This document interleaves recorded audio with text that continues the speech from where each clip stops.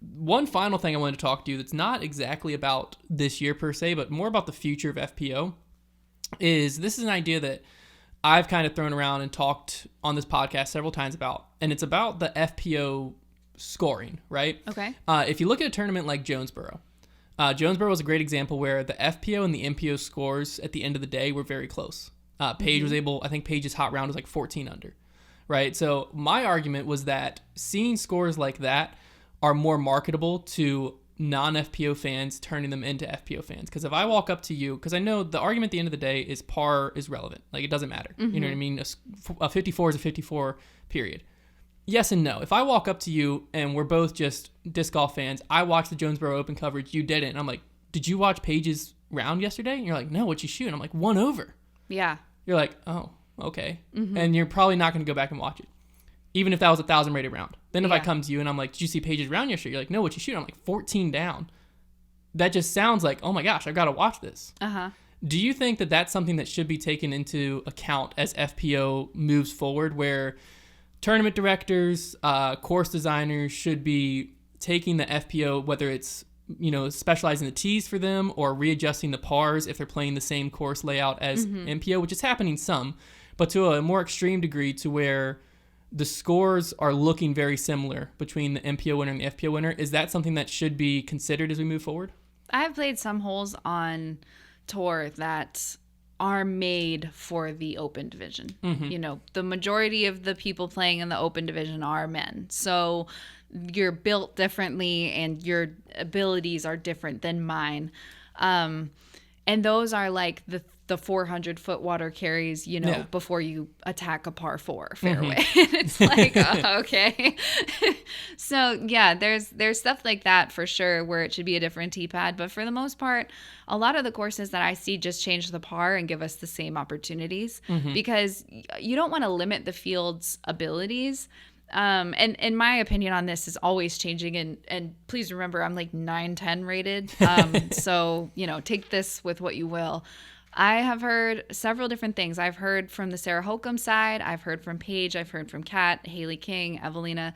I've heard from all of the women, you know, even the ones who are just starting out, what they think about the courses, and they just want to play well. So they don't care, you know, as much as you would think. They just need to play well. Birdies are super fun.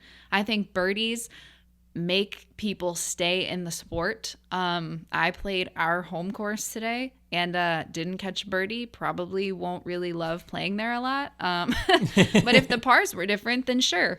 Birdies are really fun. But I don't think they're necessary for people to be like obsessed with watching the FPO. Now, in saying that, they are really good for catching someone's attention, but you connecting with something about the player is what's going to keep you a fan of FPO, because Paige Pierce is never going to consistently do things that are going to blow you away the way that like a LeBron James would or a Paul McBeth would. So for you as a man to be interested in FPO, you either have to relate to the way that they're throwing, which I think you would, or you have to be like, you know, Brody's like, oh, what's this FPO business? Oh, Paige Pierce representing Texas. I'm from Texas. I want her to win. You know, suddenly she wins. And he's like, oh, at Paige Pierce, great win. Way to represent Texas. Like, you'd be surprised how many people show up in my DMs after I do commentary and are like, I'm a huge Katrina Allen fan now because I didn't know that she was from Minnesota, and I didn't know that. Or I loved how you talked about the Manhattan sisters. I didn't know that about them. But to capture your attention first, there has to be a display of skill. So you're almost saying that it's more developing, like the media should be more covering I don't want to just like shorten the courses so they can get birdies so more people will watch. Yeah. Because what did that actually do at the end of the day? Evelina and Henna are the players that they are because they stuck with the sport on courses that were not designed with them in mind. Yeah. Like Katrina Allen has said in several interviews, I throw far because I had to when I first started. Like, if you introduce a woman to the sport and a par 3 is 270 feet, and that's like one of the farthest, you know, throws she has to make, even if she's an AM, it's like, well, is she ever going to learn to throw 500? No. So I think change the pars if you're really that stressed out about it. Like, as a TD, if you're watching and you're listening, if you're really that worried about it, change the par. Like, there's nothing wrong with the par 5. Yeah. You know, and if you're like, oh, I don't think if the women are losing discs and they're complaining and they're giving you feedback, like, that's fine. Like, field it, you know, feel it out. But also remember, I guess Paul always says this, because he does course design a lot around this area now for like pro level courses. And he gets a lot of feedback that's like, that's too hard, that's too long, that's too hard. And he's like, well, it wasn't made with you in mind. So just think about like, what level are you trying to work for? Yeah. Because I think FPO and AM men are different. And like, they're their own thing. Yeah. So I guess, yeah, it's just tough. So I guess for most courses, even just the par change would be fine. But don't like take away the opportunity, for sure. You know, because Paige can clear 400 feet of water. Yeah, and so can a lot of women at the top. More exciting to watch that than shortening and so stuff could up. I. So could a lot of women if that was what it takes. And you learn it and you do it. Yeah. You know? So I do think it's interesting that you went back to the storytelling, because I think that's something that as disc golf media is growing, we need more of. Because even on the MPO side, there's a lot of pros I know nothing about. I can tell you their stats. I can tell you what company they represent, and that's about as deep as it goes. Yeah. Jomez has been doing this more and more. It's been a great addition. They're like I forget what they call them, but basically they're profiles of pros. It might literally be called profiles. I think it's called profiled. Yeah, profiled. There it is. Yeah. That's been great seeing. I think doing more and more of that, and the more that podcasts, Ulti World, all of this stuff can get the players' backgrounds and get the players' stories and what's going on in their life to the forefront. I do think that's a great point, you know, because then you might connect with the Mandujano sisters and you're like, well, I've got to see how they're going to perform. Or yes, it happens all the time.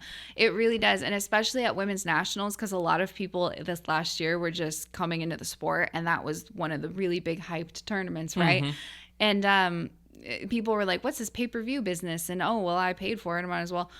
And it's not just women, you know, from their local club sitting around watching it. It was tons of men and women and children and grandparents and all these people. And they're like, you know, DMing me on Twitter and Instagram, and they're like, I watched the whole thing. I didn't think I would. Yeah. Like, I watched all of it. I can't believe, like, oh, Katrina came so close. I can't believe, oh, Paige, and I was so happy for her. And, oh, my gosh. And it's just, it's so simple because it's just commentary.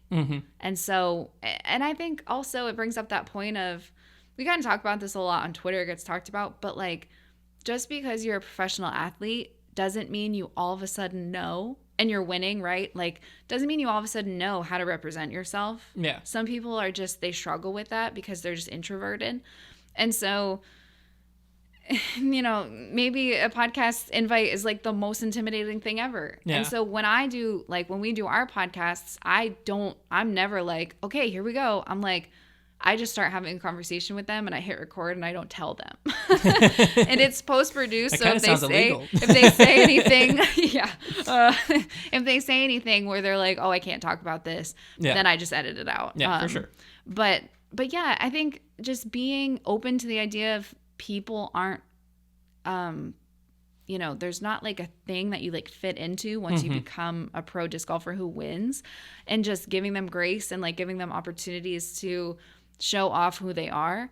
But it's difficult because there's like so many opportunities to, like, you know, you could message Terry Miller right now and be like, hey, can I, like you were just on Smashbox, and I could, you know, message him and say, hey, can I come hang out in the after show or whatever? Yeah.